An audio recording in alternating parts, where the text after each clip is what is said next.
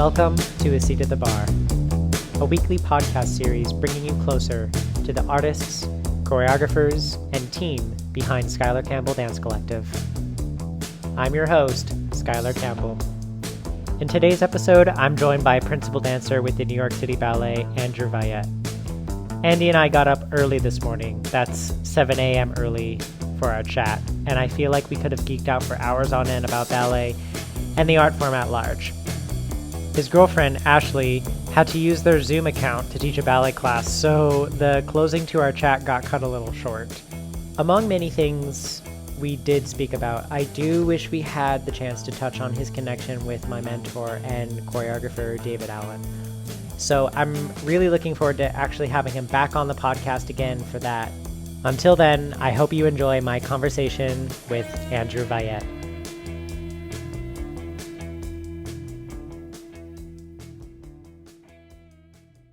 But we also have to be accessible as an art form. Absolutely, You can't expect everybody to go to Lincoln Center, to go to these theater districts and spend, if you think about like two people going to the ballet and having a dinner, that's a $300 evening for one night. That is not, we are not in the same camp with people being able to sit at home and watch the NBA finals and watch the Super Bowl, and we need to but maybe it could more commercial. But because for New York City Ballet, for example, because they've done it, they have all this content and they've released it sort of like a TV series, a show you can look forward to every Friday at this time. See you there. Like I can anticipate that being more of a thing, and then they'll charge for it. And they'll charge a smaller price, and then you'll still get the people wanting to pay the $300, and then you have this other thing on the side that generates more income, smaller income, but more attraction, wider reach. And I don't think I have all the answers or anything, but I find it really hard to believe that more people knowing about the art form would lead to less ticket sales. I think it would only be the opposite, and there's I've said to friends where I'm like, it almost sometimes feels like we're keeping our art form a secret. What's the secret? If we were more accessible and we were more commercial, that's when you sell advertising revenue starts coming in, endorsement situations for the company, for individual dancers, and that is going to attract a larger talent pool all by itself. So do you think you'll have like a changed outlook after this, or has your outlook already changed? And if that's the case, how so? I felt pretty strongly for a long time, pretty early into my career, that I didn't understand why we weren't on TV, for lack of a better explanation for it, because it sounds corny to be like, we should be on TV. But I was always a little confused by that here's this thing that's been around for centuries at this point, and people have come consistently to it, yet we didn't get on board with the rest of professional sports. And I know that we're an art form, but I think we need to take a closer look at professional sports to see what we should be doing, and do a modified version of it. But I've kind of felt that way for a long time, but I know that it's clearly much more complicated in our industry because of the logistics and the cost. And also I think people get a little worried about, like you had brought up already, if they can see it online, if they can see it on television, nobody's going to come to performances. But I just think that's an archaic view. Nobody stops going to football games or races or, I feel like the easiest kind of cop-out answer that a lot of big institutions would say is just money, right? We're not funded enough, or we don't have enough donations because we're all nonprofits. Right. I would encourage them, and I feel like everyone has dug a little deeper because of this, and now they're going to realize, wow, we can reach people in different ways, and it is possible to do in a way that's cost effective. So what do you miss most about the stage or about not being on stage, or do you miss it at all? I mean, I miss my colleagues, honestly. I mean, the sense of community, that's the thing I think I started missing the fastest. It's hard for me because I'm so terribly critical of myself that it's really hard for me to perform in a way at this point in my career as I'm getting older that I feel good about it. I love performing, but I'm also super judgmental of myself when I'm like, now I'm comfortable enough on stage to literally be judging myself in the middle of the show and getting kind of annoyed that I'm not doing better. They aired that performance of Donizetti in our digital season recently, and it was almost upsetting for me to see that because I was like, oh, I'm so skinny and young and I did so well. And that's actually put me on a huge kick the last couple of weeks that I'm trying so hard to get back into that kind of shape. Oh, cool. But in your late 30s, that's really hard. Yeah. So I miss the audience, I miss the ballets, and I miss, there's just nothing really like it. Yeah. But also at the same time, it's been kind of strange for me because, again, I don't think any of this is good, and I can recognize how difficult this is for everybody, this situation, but there have been some silver linings for me that having a little bit of a reset didn't really hurt. And, I said a minute ago that I've done so much already that anything I do now, I just want to kind of be happy with how I'm doing it, which takes an obscene amount of work at this point. So what I'm hoping is that when we do get back to performing, I'll actually be happy with myself because, I had a couple of years where, life and age, I hit a little bit of a wall, and I wasn't, if I'm being completely honest, which why wouldn't I be, I was not super happy with myself for a couple of years. I do not think I did my best, and I don't think I put was a product anyone out that I was proud of, Was anyone sort of telling you this, or were you just telling yourself and holding yourself to a higher standard and knowing that you were kind of sort of slipping a little bit? I was told, but I also knew. Yeah. I was really struggling with, personal things in my family and in my life, and I let things get away from me. And I had a lot of wonderful support, especially from the company in New York City Ballet, that I took some time and got myself sorted out. And, I've definitely, the last couple of seasons with the company have definitely been much better for me.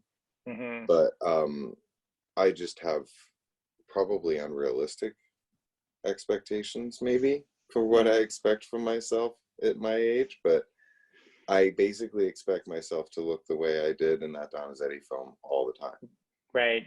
Anything less than that is disappointing, and that's a big reach, Yeah. But also that's kind of what our whole art form is all about, right? Is everybody trying to be perfect? Yeah. And constantly, reaching for this unattainable goal. So yeah, but yeah, I had a lot of very fair and honest assessment of my rough couple of years, and the company and Jonathan particularly, he was very fair with me about it and honest, and at the same time I was given all the support I needed to solve my problems and get myself back to a place that I could perform at a level. I wonder, just touching back on you looking at yourself in that film and thinking, wow, I wish I still looked like that or could do those things. You can. I think you can, and I think it's just it's a switch of your mind that just sort of enables you to just be comfortable with who you are in this moment and not compare the past against the future. And I think it's finding that sweet spot of like, this is where I am, and like, and what I'm capable of doing, and not worrying about sort of being who you thought you were. Yeah. Well, and I mean, it's funny that I say that too, because back then I would have been mortified by that entire performance. I would have seen a million little things that were wrong with it, you know? Yeah. But in hindsight, you're like, yeah. I'm like, oh man, to have those legs and that youth and that energy and be able to push, you know? Yeah. But I think that goes to the question of like, how do you reinvent yourself within this art form? And it looks like you're sort of doing that right now. I am. I'm definitely becoming more of a partner than I was in the past, which has actually been super. Artistically, I feel very lucky that I'm able to do that. That you know, I've gotten to dance all of these very athletic, challenging things, and now in the last few seasons, last few years, it's transitioned much more to, you know, more romantic and artistic and, you know, partnering based things, which is really fun for me, because I feel like I said, I just feel very fortunate that that's my scenario, because it's, especially in a really large company, and I'm sure you have experienced this already, that when you're in a really large company, you really only do what you're really good at. For sure. You don't get to do everything the way dancers in you know, slightly smaller companies get to do everything, because there's a handful of them, and every program that comes around they're in. So they stretch themselves artistically a little bit more at times. And when you're in a big company, everybody has to have their career.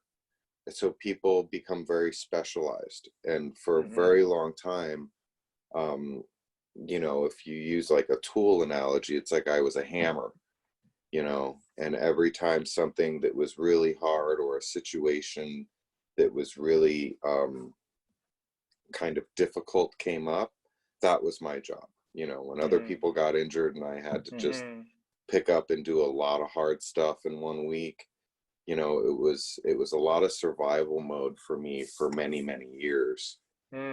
Which luckily I felt like, again, at the time I wasn't happy with anything, because I think that's just my personality. I'm never happy. Looking back, I did pretty well in my performances, but while I was doing them, it was literally like, okay, I got to get through this one so that I can survive to get to the next one, and then I'm gonna have 3 more after that. And you were on fight or flight, just like every day. But that was your personality, so it worked. I feel like it worked for you for a while. It did. And I also think that was going to be, and I think I knew as I was coming up that was going to be the best way for me to have a career.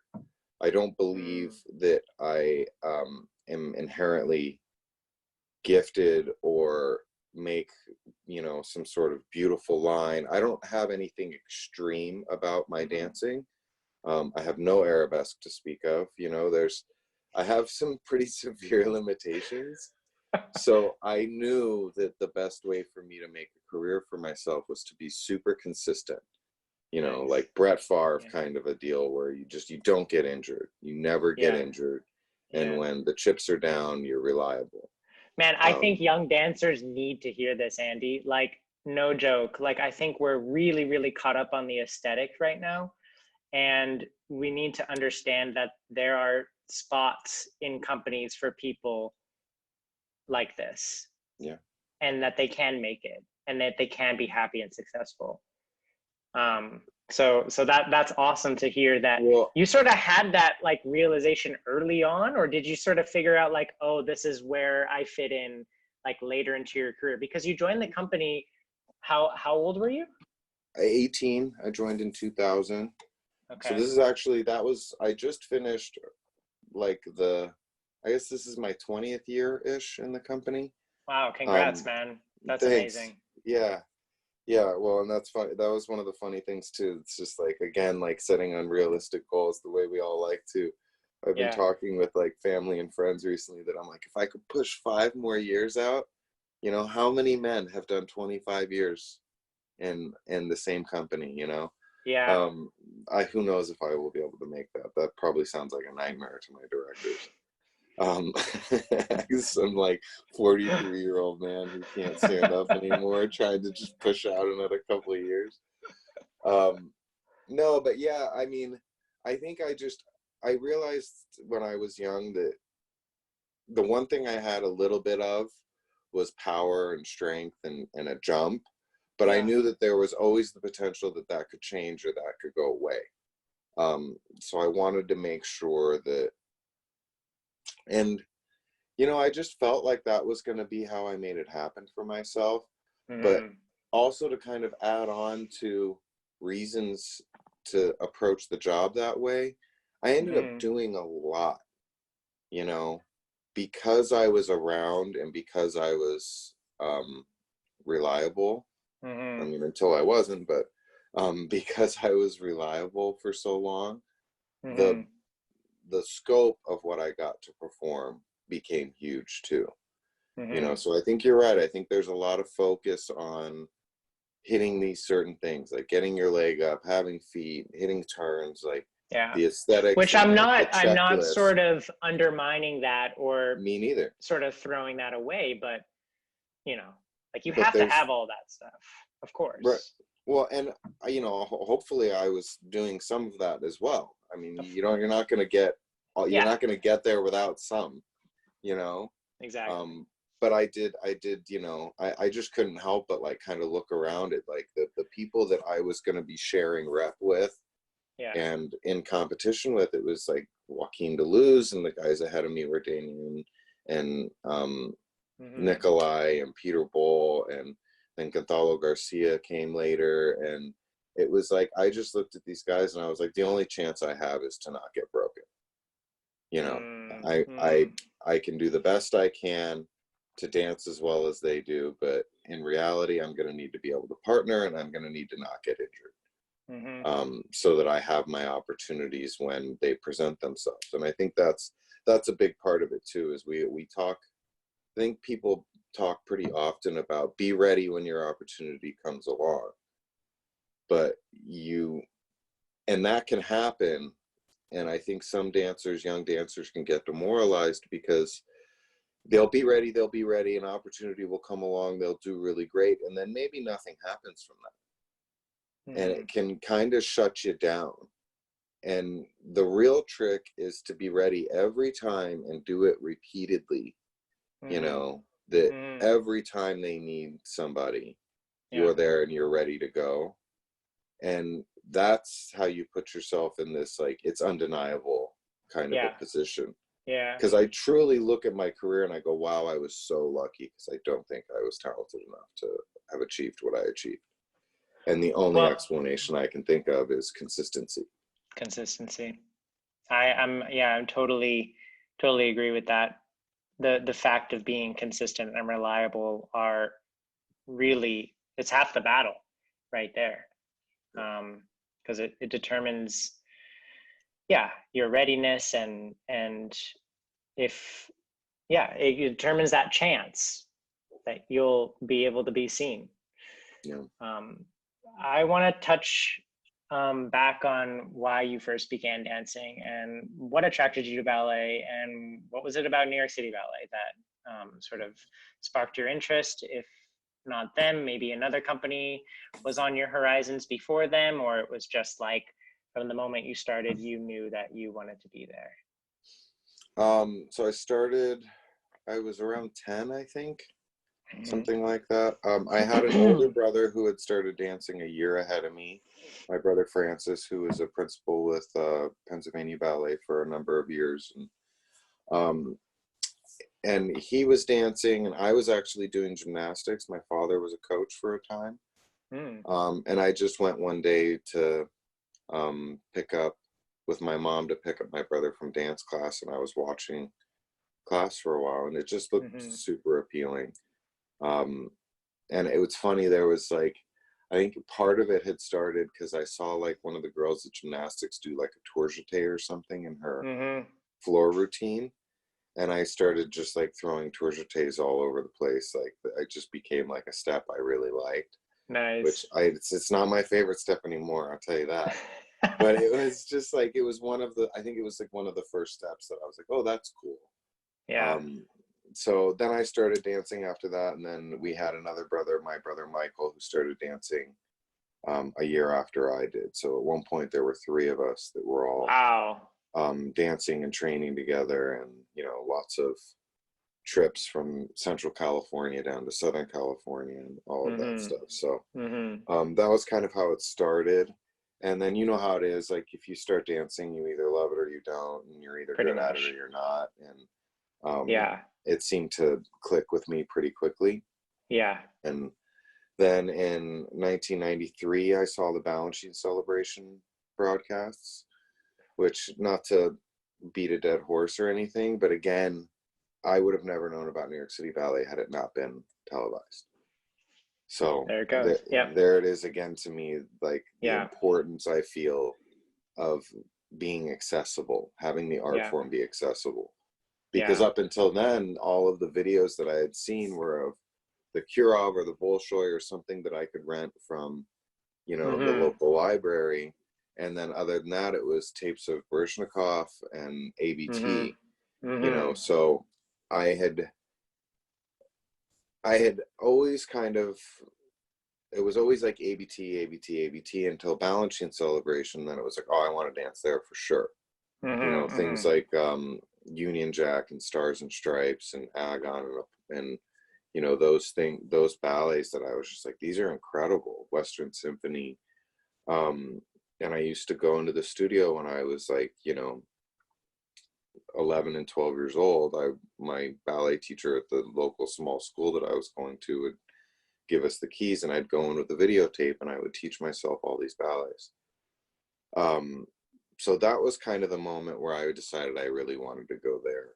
And then later, around 14, 15, when I was looking to like leave home, I was still like, maybe I'll go, I could go to ABT. Not I could, I'm not assuming I would have been accepted there, but that I would have been happy to dance for them too. And it's funny because looking back on it now, it's like, boy, did I have lofty goals. Like, let's just pick the 2 biggest ones and be like, that's what I want to do. Go for it. Yeah. But I was kind of a jerk. Like I was a little cocky when I was a kid. Like I remember I had a ballet teacher who was talking to me and my brothers, and he had said to us that it's better to be a big fish in a small pond. Right. And I think I was maybe 13, and I looked at him and I was like, why can't you be a big fish in a big pond? Oh, and it was just nice. Like, what a jerk. What a jerk. But you had that drive, man. Like you didn't stop, and you're still not stopping any like it's just in your nature, like you said. It's who you are. And that's pretty awesome. You trained at Westside School of Dance in Santa Monica. I hear a lot of great things about that school still to this day. And it's such a cool place. It's got such a great facility. And a great history too. A great sort of history and connection with New York City Ballet actually too. Yeah. Was that sort of, did you know about that at the time? I mean, this is what I mean when it's like, lucky. I feel lucky. That things kind of just fell into place. That I was dancing at a small school in Visalia, California called Dance Arts. The woman named Betty Downs, who was absolutely wonderful. And I can't express how important I think it is when you first start dancing to have somebody that instills just the love of dancing. Yeah. Before you get into all the technical stuff, because it's going to get really hard. So I like to give her credit for that when I say a small school, because I'm not belittling her contribution to the way she made me feel about dancing. But Westside would every other year would come up to our town, and they would do like all the second half, more technical parts of Nutcracker, so that our school could be like the party kids and like the younger stuff. So once Westside realized that they had a couple of young boys that were dancing at that school, I became the Fritz, my brother was the Prince, you know, and Yeah. we started kind of Integrating. integrating into that program. And then, you know, we realized it was a bigger, more challenging program. So we started driving from Visalia down to Santa Monica every weekend. So we'd get up at like, you know, 3 o'clock in the morning and be in the car by like 4, and Wow. drive 3.5 hours down to take a couple of classes and do a partnering class, and then drive back home that day. Wow. So, and we did that for probably a year or two. And then right before I left home, we actually moved closer to Los Angeles so that we could commute in every day. So after that drive, your parents were like, you better not quit dance after these commutes. You know, yeah, I know. I can't imagine when I think about what it must have cost in cars and gas. Yeah. It's not cheap. But it's also funny because it's like the whole reason we could do it was we didn't have to pay for it. You know, we didn't have a lot of money. So there was like, I used to joke with like our board members when people would ask, like, how did you get into dance? I would say, oh, I asked to be signed up for Little League. I didn't realize I was at the wrong place, you know? Nice. But yeah, I mean, we had amazingly supportive parents with what we were doing, but at the same time, they were never pushy or anything. I mean, I remember my mom and dad asking me regularly while this was all going on, because it got more and more and more intense, that they were like, if you don't want to do this, you know, you don't have to. Like, this is only for you. We don't care if you do this or don't do this. Like, it's entirely up to you. So yeah, I mean, it's true. It's like, you know, you got to make it worth it, because it was definitely a lot. Do you think your dad wishes you had done gymnastics instead, being a former coach? No, he was really very proud of me. I'm sure. And very happy for me to be doing what I ended up doing. And he loved, part of the reason that my brothers and I got into dance at all was that my dad loved to do like community theater and stuff. Oh, and okay. the first ballet I ever saw, my dad was performing Dr. Coppelius in like a local production of Coppelia, and I think it was Boulder, Colorado or something like that. Very cool. So, and Wow. he did Drosselmeyer a couple of times when we were kids, and he loved to do those kinds of like character things. So yeah, he liked amazing. Yeah. So you got into the company, and now you have like a buffet of repertoire under your belt right now, Andy. And like, you know, I could talk about some of your favorite ballets or roles you've created, or anything that comes to mind, which I'd obviously love to hear, and I'm sure our listeners would be happy to hear about that too. But I wanted to dig a little deeper, since you're such a seasoned artist with great experience under your belt. And I think my question to you would be, how do you sum up or define the success as being a dancer? Oh, wow. Like, is it the small hurdles that is what success means to you, or is it sort of like big monumental opportunities and ballets?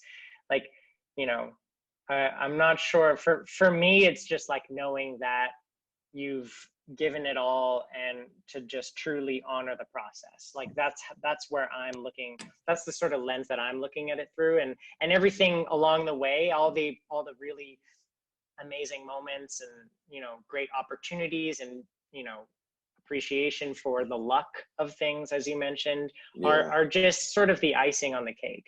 And I'm more interested in the cake. You know what I think it feels like looking back on things now is being authentic. That when I was growing up, the goal was, how many turns am I going to be able to do on stage? How spectacular am I going to be? And I did a lot of performing early in my career with the pressure of be great, achieve. And that now looking, and I guess the best example like the eye-opening moment for me was that there was a scenario because of injuries and things like that I had to do 4 in Saratoga, I think it was. Yeah, I had to do 4 Coppelias in a weekend. So it was like Friday night, Saturday matinee, Saturday night, Sunday matinee, with 2 different partners. Wow. So it was just like hammering it over and over and over and over again. And in the last show, I went to pull Megan onto my shoulder and I tore my ab. Like I tore between 2 of my abdomens. Oh, wow. And I heard like rip. And then I had to do this. I don't know if you've seen Balanchine's Coppelia, but it's really, really long, horribly difficult variation that I had done, you know, a bunch of times, obviously in rehearsals and performances. And that show, when I tore my ab, I did the best variation I've ever done in my life on stage, in any ballet. Hit every single thing I needed to hit, and that my cabriolets were bigger than they had been. And I had this realization that I was like, oh, it's because I wasn't thinking. Right. All I was thinking about was my stomach and like the pain and not making it worse. Yeah. So I did the whole thing so relaxed, effortless, and so non-judgmental of myself that I actually ended up having the best show of my life. You know, and it kind of made me realize, like, how much can you get in your own way? You know, and the idea of the best thing you can do as an artist, and this kind of goes back to you talking about how, you know, we want to hit these marks and achieve, and the aesthetic, and it's like really the most beautiful thing you see an artist do is just be 100% themselves. Yeah. You know, an authentic version of themselves, doing the best they can, not being the best, but being their best. Yeah. Is really the most beautiful thing you can see out of a dancer. Yeah. You know, so when I think about, especially now coming into like the last few years of my career, you know, achievement in this art form, all I want is to do myself justice, to be the best I can be at the moment I'm in this point in my life. Exactly. You know?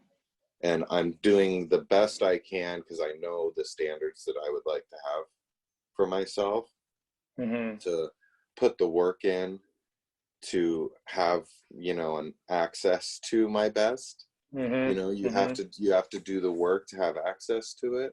Yeah. But this, you know, work on it, and then get on stage and don't think about it anymore.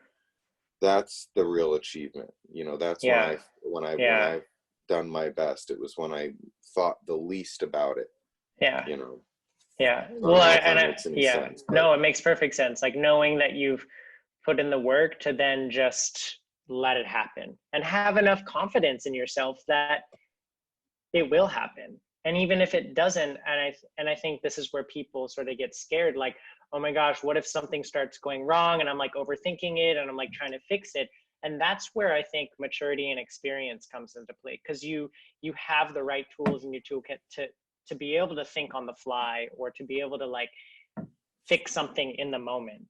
Do you feel like you approach it that way, or do you have a different like trick that you use?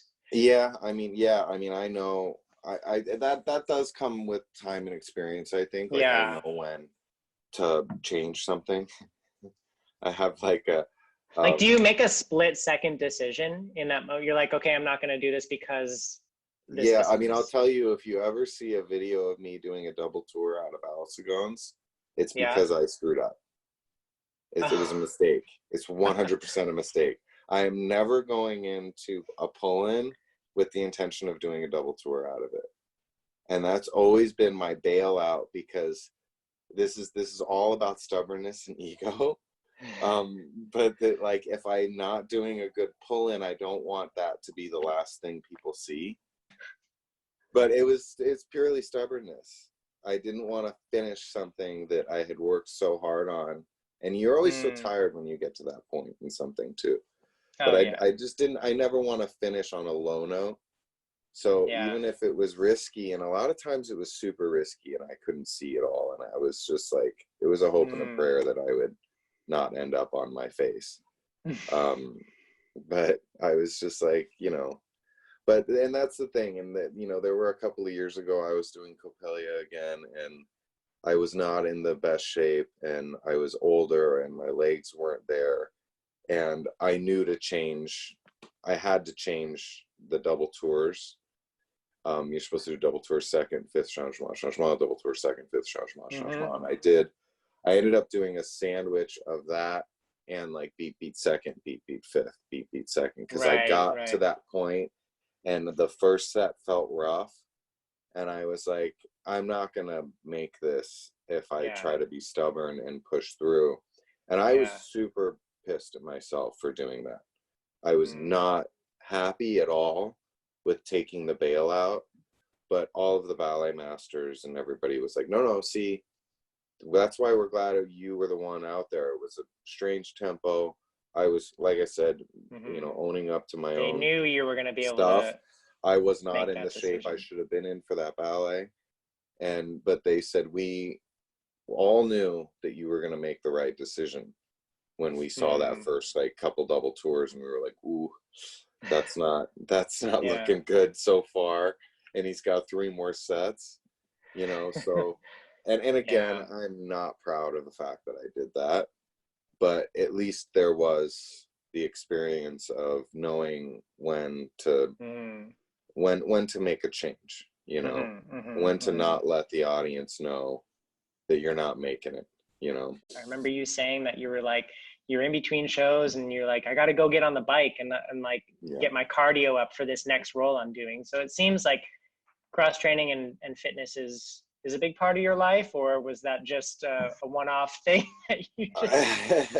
You know, it was at different points and then not at others. I think when I was not doing my best, I let that part slip.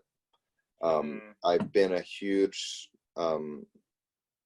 fan of cycling for years. I think I bought my first road bike maybe 15, 16, 17 years ago. And in the prime of my career, I was riding a lot. And it was strange because I was working really hard all day at work. And then in my free time, I was riding my bike, like, you know, 20 and 30 miles and stuff, you know, riding around, which, yeah, I had a couple of years where I kind of got away from that. And, you know, I kind of was like, well, you know, it's a little bit of a risk. And do I really want to be like, you know, working out and using my body when I have time to take off? And at the time that started, I was in good shape. And then now I've returned to it and I'm on my road bike again. I cycle all the time, or certainly have been during this whole quarantine situation. And I don't know why I ever got away from it. It works so well for my body, because it doesn't change my legs in a way that's aesthetically not pleasing. I think I think that's a misconception. Like you would think like, oh, I'm gonna get big quads. Yeah, but I don't think it's the case. I guess you could argue that some of the track riders, like the big sprinters that do like the velodrome stuff, they will have big thighs sometimes, but you have to train for that. You got to earn those big thighs. Like, that is not easy. For the most part, when you cycle, especially if you're in the right riding position, which I am not, I ride in an absolutely ridiculously stupid extreme position that even the guys at the bicycle shop are like, you sure? I'm like, yeah, I'm weird. You're like, I look awesome in this position. Yeah, exactly. That's actually it. I was like, I like it. I like having my butt way up in the air and my head really low and like so, but it's funny because it's actually been a thing here because I got a new bike recently and the guys at the shop here just do not want to set it up the way I've been asking them to set it up because they don't think it's right. They're like, dude, you don't want to ride like that. I'm like, yeah, but I do. Anyways,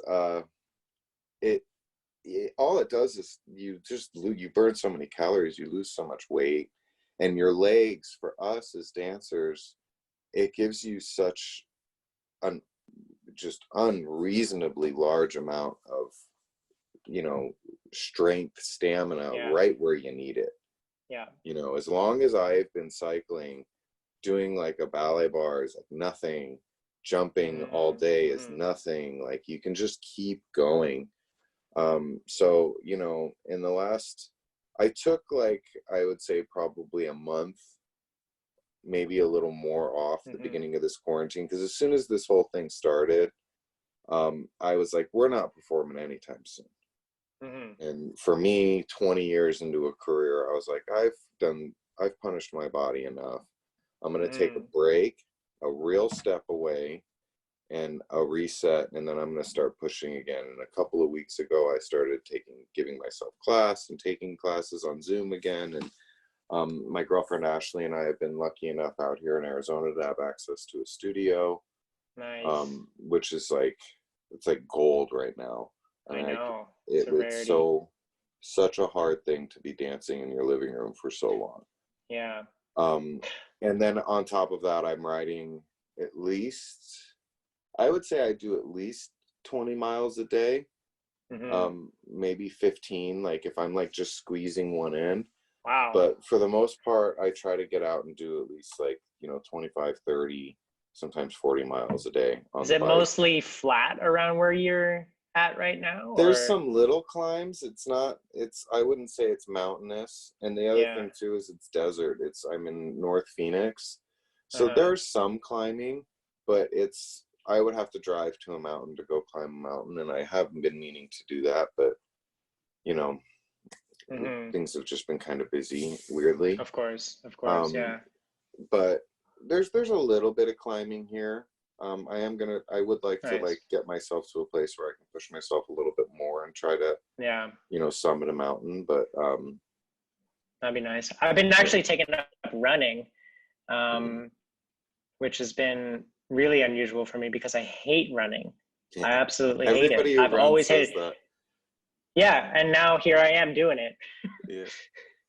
Well, I found a good rhythm and I found a good routine with it, and it's really, it's just like the more I did one, and I'm like, okay, I'm gonna you push yourself over the first 2 or 3 runs, and then you start finding things about it that you really like. And I just don't think I did it enough to find that joy. And of course, I'm sure there's some people that will not find it, but you know, I was giving myself the benefit of the doubt, and I'm finding the benefits. So that's been pretty fun too. I guess so you're able to take this time to slow down, and I don't think a lot, like we were saying before, I don't know if I was recording or not. Young dancers in their prime of the careers or entering companies maybe don't feel like they have the time to slow down because they need to, you know, work to better themselves in their craft, and they don't feel like they have enough time. I guess, what advice could you give these dancers? What have you discovered about the industry that you would want others to know, and sort of apply this to whatever they're going through right now? I mean, I think one of the, are you still there? I'm here. Yeah, I'm here. Okay, wait, hold on. I gotta ignore something. Sorry, I was getting something from somebody else. So sorry. Let me try that again. Let's reset. I think, you know, honestly, I think that one of the silver linings of this terribly dark cloud that we've kind of all been under for, you know, several months now is that we're all going to be in the same boat when we come back. Everybody's going to be in the same boat, and it's just going to take a little bit of time for us all to get back into a rhythm, to get this art form going again. You know, it's that the entire industry has taken a pause, and it's going to take some doing to get back to normal. So I think being patient with yourself. I think it's hard because when you're in your 20s, like that's when you're getting better. That's when you're, you know, you're improving, and you're also enjoying the meat of your career. So it's very scary right now for things to be on pause. But you know, there's no telling what this could do either for our industry. Yeah. I mean, Yeah. we talked earlier about the digital seasons, and that I looked at that and went, okay, that needs to keep happening. Yes. Oh, you need your Zoom account for your okay, sorry. I have to let her take her Zoom account because she has to teach a lesson. Oh my gosh, I'm running into your life, your daily life. I'm so taking embarrassed. it. Oh, don't even worry about it. Don't even worry about it. We've like covered so many things, all your really introspective, like humble opinions around yourself and amazing thoughts around the art form. Thanks, man. It's been a real pleasure. Yes, sir. Thank you. Bye. Bye. Thanks for listening to another episode of A Seat at the Bar. Be sure to rate and subscribe to this podcast, and don't forget to follow us on our Instagram, Facebook, or website for the latest news of what SCDC is doing to bring dance closer to you. Have a great week ahead. Be well.